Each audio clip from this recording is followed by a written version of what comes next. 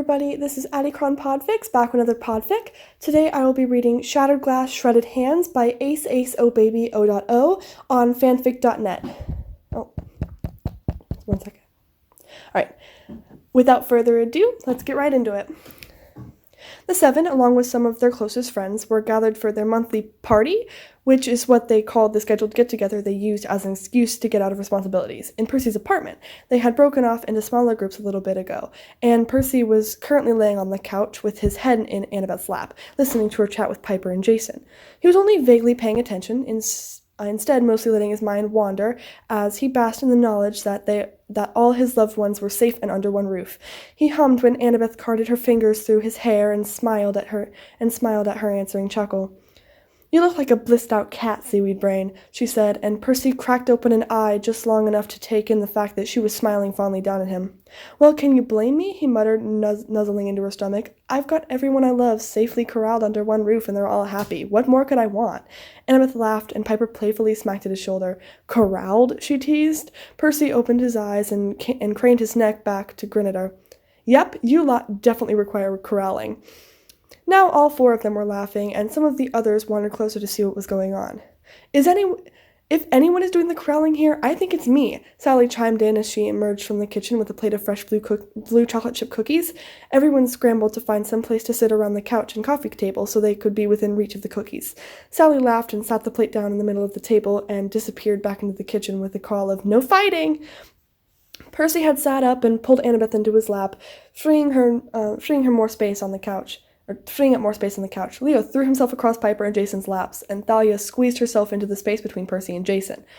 Will sat in the armchair to the left of the couch with Nico, perched on the arm next to him, while Raina took the armchair on the other side. Grover settled into the floor, and Percy and Annabeth's feet, and Hazel sat beside Frank on the floor on the other side of the coffee table. Paul came into the living room with Estelle giggling on his shoulders. "Hey, kids!" he grinned when he saw them all gathered together munching on cookies. "Posse! Posse!" Estelle squealed when she saw her big brother and made grabby hands to him, nearly throwing herself from Paul's shoulders. Percy smiled and held his arms out so Paul could pass her to him, as Annabeth slid from his lap to sit on the floor next to Grover. "Well, hello there, Guppy," Percy said, immediately setting Estelle on his lap and tickling her. She giggled and squirmed. "No," she squealed through her giggles. "Annie, help me, help me." Annabeth smirked. "Oh, you want me to help you?" She reached up and dug her fingers into Estelle's sides, joining Percy in his tickle attack. Everyone else watched on with wide smiles as their friends laughed and smiled in a way that neither of them had done often since Tartarus. Eventually, they ceased their attack, and Percy passed Estelle a cookie to munch on through her giggles. Everyone sat chatting, munching on cookies, and enjoying themselves. And of course, once everyone is finally relaxed, that's when things go wrong. Percy smiled, watching his family with the warmth settled in his stomach. He stretched his arms above his head and felt his joints crack and pop, releasing the building tension. He looked at where Estelle was animatedly telling Annabeth the story as she passed cookies around and stood up, thinking he'd take a quick trip to the kitchen to get a drink and stretch his legs. He gave Annabeth a grin and nodded towards the kitchen when she raised a questioning eyebrow at him. She nodded and gave him a quick smile back. He skirted the edge of the coffee table and picked his way between his friend's legs. Percy slipped into the kitchen and smiled. "Hey, Mom. Hey, pal," he said, pulling a glass down from the cupboard. "Hi, Percy." His mom smiled softly back at him. "Are you having a good time?" Percy grabbed the bottle of blue Coke from the counter and filled his cup. "Definitely," he smiled. "It's been too long since we could all just get together and relax." Sally pulled him down gently for a hug and ruffled his hair when they parted. "Hey! Hey!" Percy cried, playfully indignant as he shook his head to try and get his hair to settle back in place. Sally just smiled at him and shooed him back into the living room. Percy laughed and backed out of the kitchen, sticking his tongue out at her. He spun around, a joke on his lips for his friends, but he had misjudged the distance he had gone and tripped over Hazel's foot. He dropped his glass and tried to catch himself as he went down. The glass shattered against the wooden floor, and the blue Coke splattered everywhere. Percy's head cracked against the edge of the coffee table as his hands slammed down among the broken glasses. He tried to blink away the throbbing in his head and sat up on his knees, a buzzing in his ears that blocked out all sound. He stared at his bloody hands and then the broken glass and soda scattered across the floor, and felt his heart stutter in his chest. I'm sorry," he muttered, knowing Gabe would just get even angrier if he got loud. "I'm sorry. I'll clean it up right now. It won't happen again, I promise. I'm sorry. I'll be more careful." He continued to mumble apologies and promises to do better as he scrambled for the pieces of glass, gathering them all into one palm and stretched out his shirt to try and mop up the beer. He was numb to the burn of the glass shard slicing up his fingers and cutting into his palms. He felt Gabe's meaty hand clam down on his shoulder, and he flinched back, curling down over his knees, and clutched the glass in his fist to his chest. He squeezed his eyes shut and waited for the blow to fall, trying to prepare himself for the sting of the belt across his back or the burn of a kick to his ribs. He held his breath, waiting for it to be knocked out of him, but it never came. He uncurled slowly, cautiously, and lifted his head, expecting Gabe to be standing over him, waiting for a balled fist and fury in his eyes. Instead, he was met with the sight of Annabeth, standing in front of him. Her hand clutched to her chest like it had been burned, and concern in her eyes. He glanced to the side and saw his friends all watching him with shocked and worried expressions. "Percy?" Annabeth's voice felt soft and gentle. She reached for him slowly, hesitantly, like she was afraid he might lash out. Percy scrambled to his feet and spun around on his heel, pausing only a moment to process the tears gathering in his mom's eyes, her hand over her mouth as she stood in the kitchen doorway, then dashed towards his room to hide. Annabeth stared at where Percy had disappeared down the hall, her heart cracking in her chest. When Percy had tripped and his head had slammed on the coffee table, she had cried out his name, and Sally had come running from the kitchen. Thalia had lunged forward and grabbed Estelle before she could run through the glass to her big brother, and Annabeth silently thanked her. Percy had sat up slowly, dazed, and then just stared at his hands for a moment. Annabeth tried to get his attention, but he didn't seem to hear her. A panicked look spread across his face, and he immediately started muttering and reaching out to pick up the shards of glass. "Percy, stop, you're going to hurt yourself," Annabeth said, crouching down and trying again to get his attention. I'm sorry, please," Percy muttered. "It won't happen again. I'll be more careful, please. I'm sorry.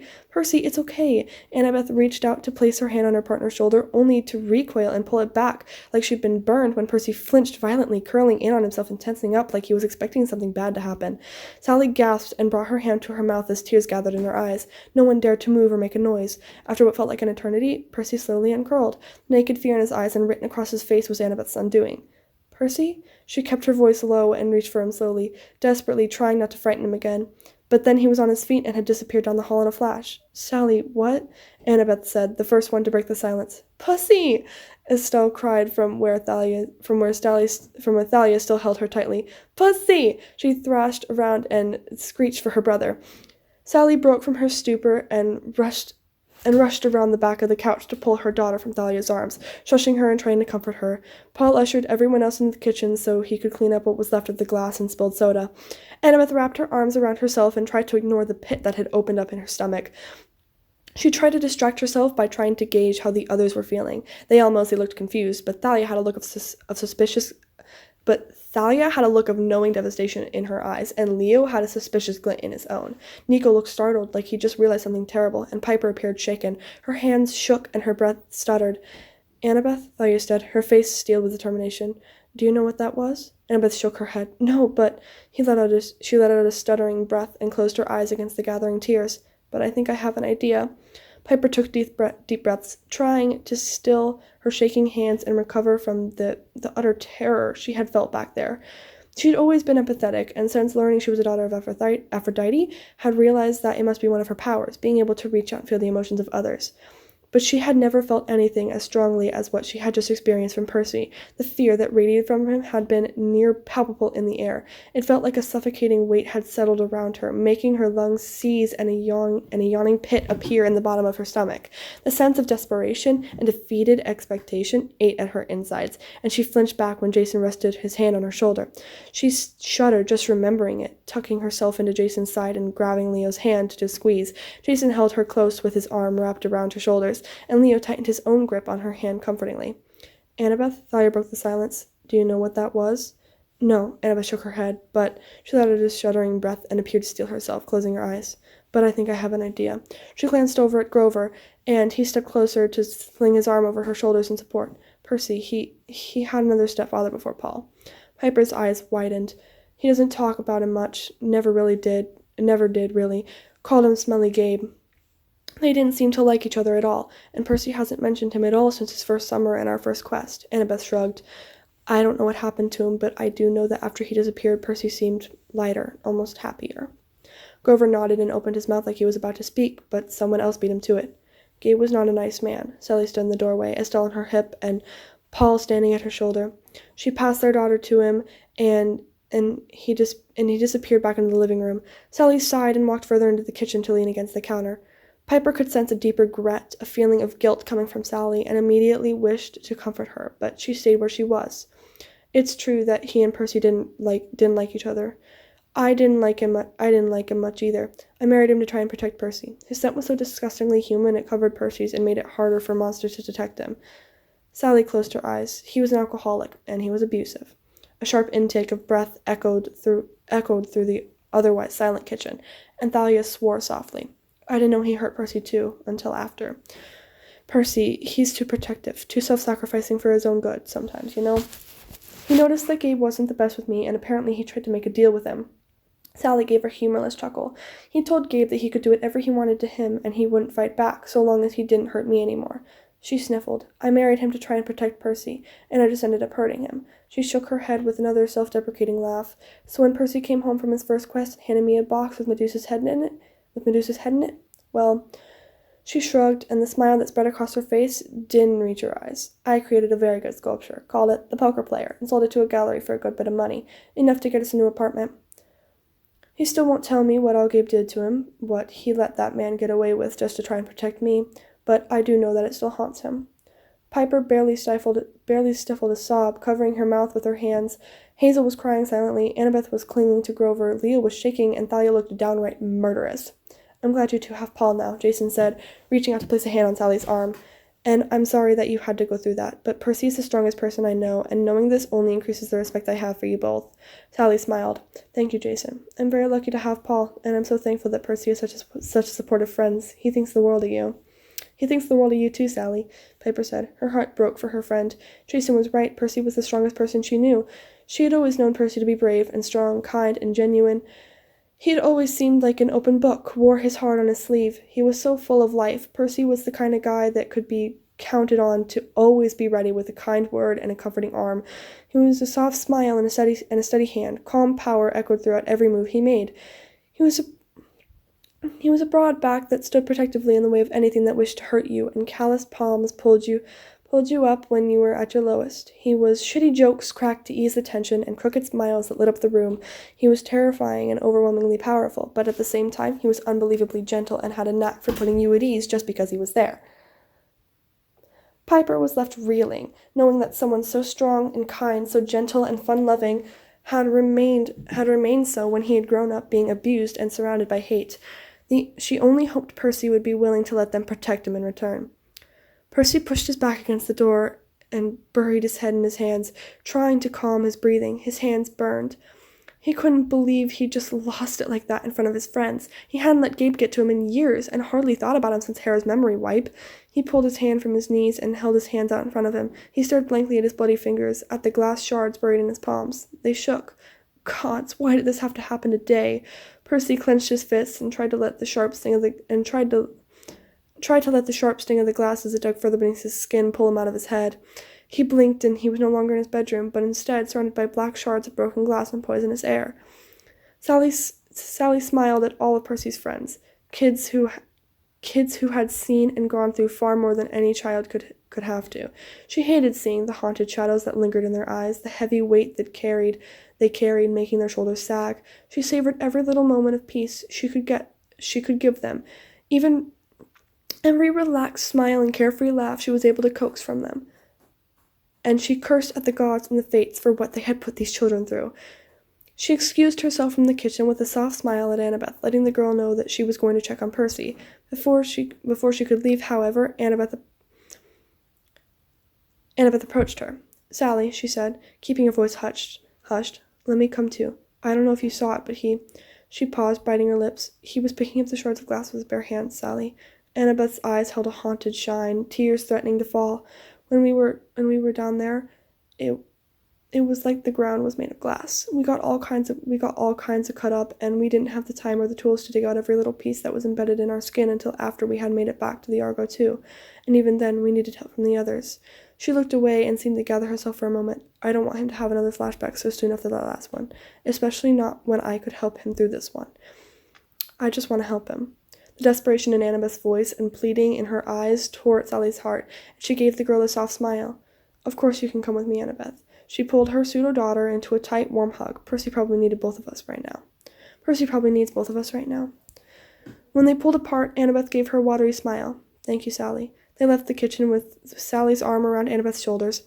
In the living room, Paul had managed to calm Estelle down by distracting her with her favorite cartoon. Sally motioned for Annabeth to keep going and approached her husband quietly. She bent over the back of the couch, and he tilted his head back to look at her. "Thank you for calming her down and distracting her," she whispered, pressing a kiss to his forehead. Paul just smiled. "Of course, honey." He nuzzled his nose into her cheek. "Go help our boy, okay?" Sally hummed and gave him another quick kiss before walking towards his son's room. She met Annabeth, where the girl was standing in front of Percy's door, and gave her an encouraging smile. She tapped her knuckles against the door gently, placing her other hand on Annabeth's back to keep them both steady. "Percy, it's Mom and Annabeth, sweetheart," she called softly through the door. "May we come in?" She waited a moment, but no response came. She glanced at Annabeth, whose brow was furrowed in concern, and bit her lip. "Why don't you try, dear?" she muttered, and Annabeth nodded. "Please, Percy, please, Seaweed Brain, let us help you," she pleaded, resting her forehead and palm against the door. They heard a shuffling from inside the room, followed by a soft thud. "Percy?" Annabeth reached out and slowly turned the doorknob. She carefully inched the door open and peeked inside. Whatever she saw made her gasp, and she threw it open, rushing inside. Sally gasped at the sight that greeted her through the flung-open door and froze there for a moment, taking the sight. Percy sat pressed against the wall next to his window, his knees pulled up to his chest as he scratched frantically at one of his arms, leaving bloody gashes in his wake. The other hand was clenched in a tight fist, blood slipping between his fingers and dripping onto the floor. His eyes were closed as tears streaked his cheeks, his mouth hung open in a silent wail, and he slammed his head repeatedly against the wall. Annabeth fell to her knees at Percy's side and threw a pillow she had snatched from his bed between Percy's head and the wall, trying to soften the blow and stop him from hurting himself any further. Sally stared in abject horror for a moment, and then rushed forward to join Annabeth and grabbed her son's wrists to stop his scratching. "Percy," she cried, "please, darling, you have to stop. You're hurting yourself, baby." Percy let out a low moan in response, struggling against her hold and continuing to try and bash his head into the wall. He whined and squirmed.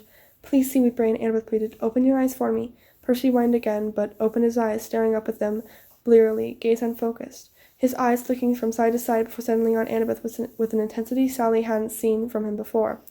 What was he seeing? "Annabeth," Percy croaked, voice rough like he'd gargled nails. He tugged feebly against Sally's hold. "Wise girl, you have to run." His voice was desperate, his gaze frantic. "You have to make it to the doors, Annabeth. Our friends are counting on you to close them, and they can't lose both of us." Annabeth choked on a sob. "Percy, we're not down there anymore, I promise," she said, tears cold against her cheeks. "We're at your apartment. Sally, your mom is holding your wrist because you were hurting yourself." Percy blinked, but didn't take his eyes off Annabeth's face. "Percy, look, it's just your mom, not some monster, okay? Please, Seaweed Brain." She cupped his cheek and wiped a few tears away with her thumb. She stared into his eyes, imploring him to believe her. "Percy, you trust me, yes?" Percy nodded slowly. "Then look." Percy let out a shaky breath and looked over at Sally. She smiled softly at her son. He blinked a few times, and Annabeth watched his eyes clear and widen. He stilled. "Hey," she muttered, smiling when he turned to stare at her again. "There you are, baby." Percy gave her a faint smile and pressed their foreheads together. "Beth," he breathed her name like a prayer. "Mom." He turned to look at Sally with wide eyes that quickly welled with tears. I'm sorry," he sobbed, voice catching in his throat. "I'm so sorry." He clenched his fist, and Sally slowly released his wrist. His arms dropped to his sides. He slowly leaned his head back against the wall. He squeezed his eyes shut. He cried. Annabeth sat with Percy as he cried, laying her hand on his arm in silent support. Sally had quietly left the room a few minutes ago, with a quiet promise to be right back. When she returned, she held a bowl of water, a towel, and a pair of tweezers. "Percy," she said gently, and he cracked his eyes open to watch her as she placed the items down and settled onto the floor in front of them. "We need to pull the glass out of your hands, honey. Can you give me one of them?" Percy held out a shaking hand, and Sally took it gently, cradling it in one of her own. She carefully began pulling out the shards of glass, apologizing every time he winced. "You're doing so good, sweetheart," she muttered. "We're almost done, and then we can take a break before moving on to the other hand, okay?" Percy let out a heavy breath and nodded carefully. It broke Annabeth's heart to see her boyfriend like this. It hurt her to see him in pain. She wished with all her heart that she could take all his pain away. She ran her hand comfortably up and down his arm, occasionally playing with his hair, and murmured reassurances and calming words in his ear. Blood dripped onto the carpet and soaked through the towel where Sally deposited the shards. Annabeth bit her lip at the state of Percy's shredded fingers. It looked like someone had taken his hand and tried to force them through a blender. Thankfully, however, it looked like none of the pieces were too small or stubborn, and Sally was efficient in pulling them out.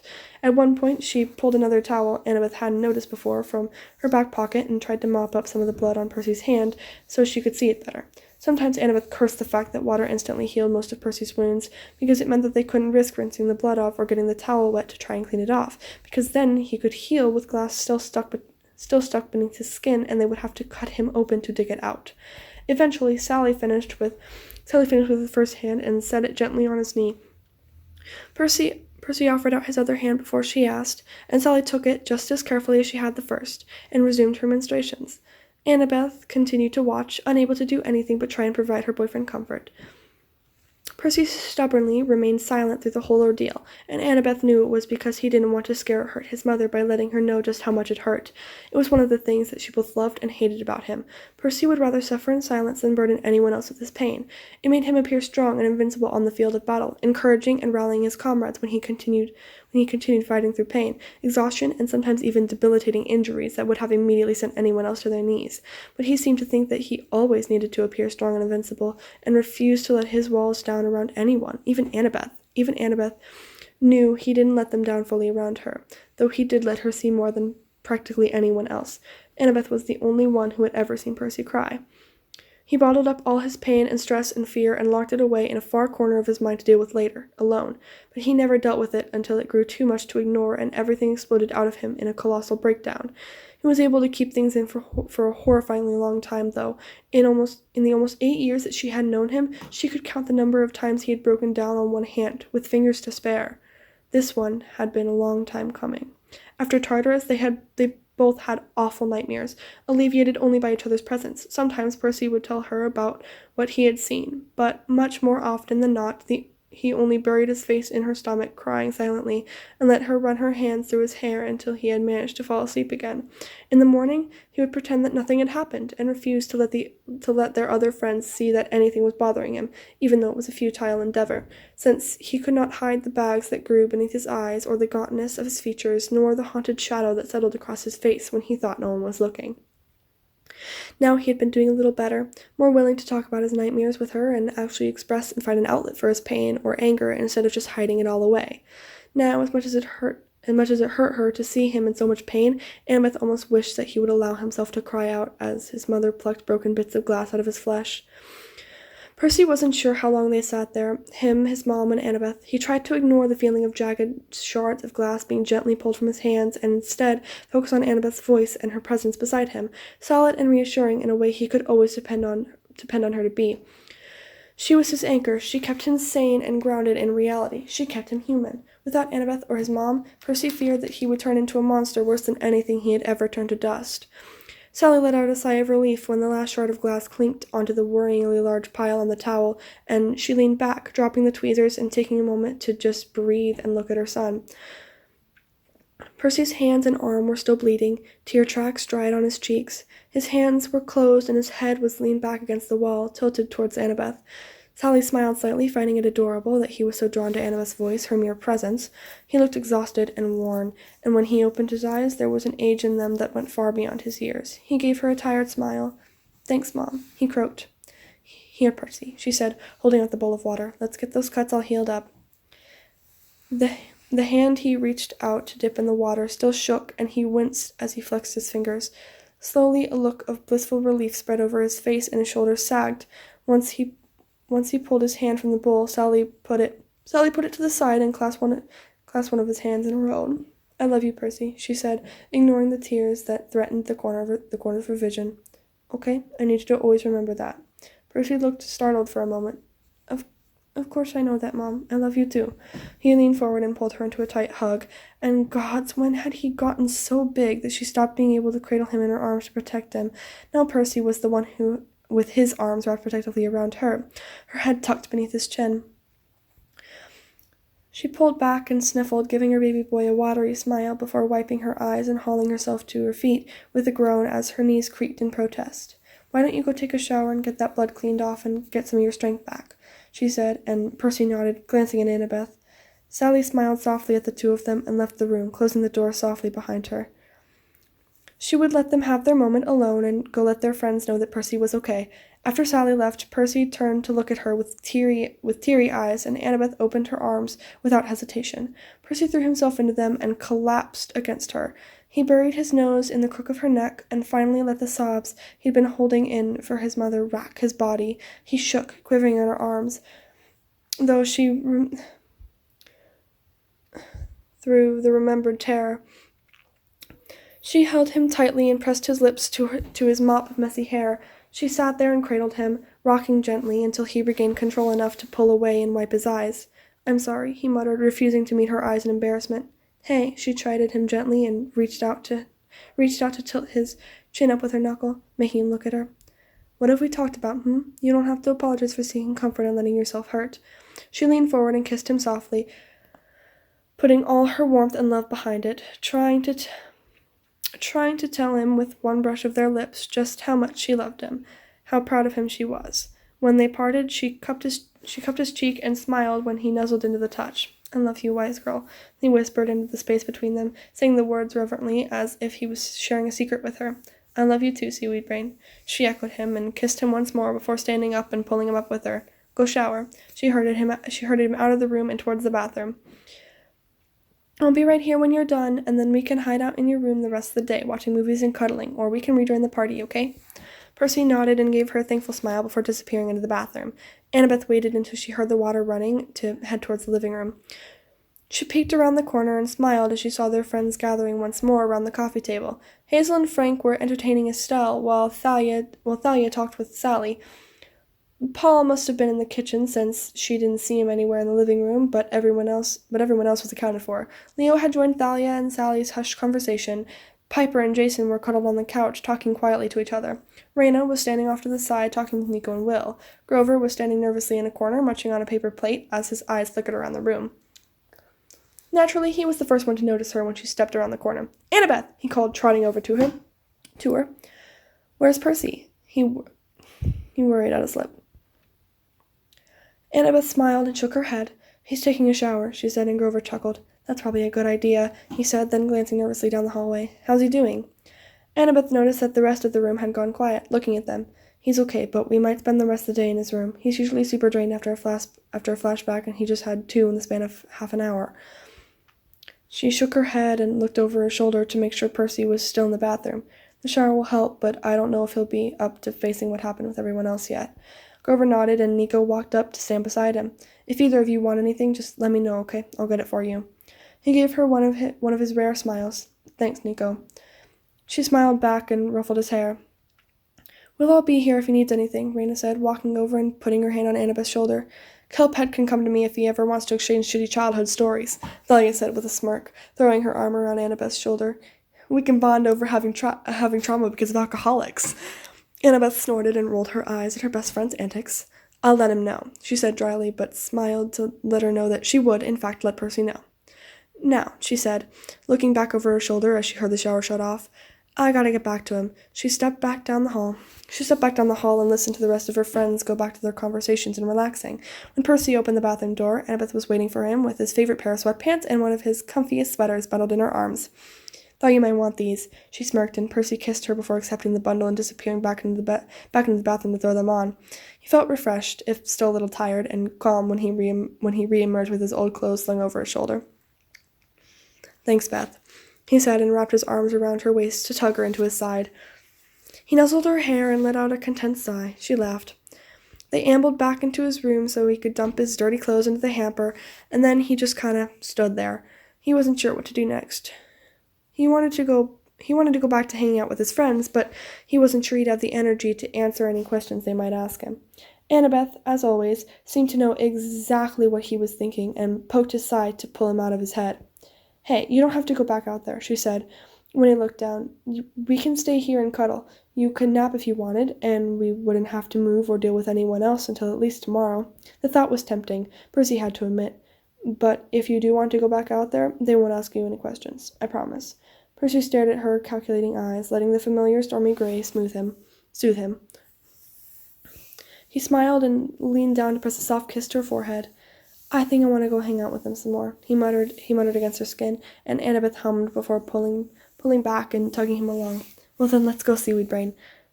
Percy laughed and let her lead him back out to the living room. Something in him settled, seeing all his loved ones still safe and sound under one roof, even after he had fallen apart and left them all unprotected.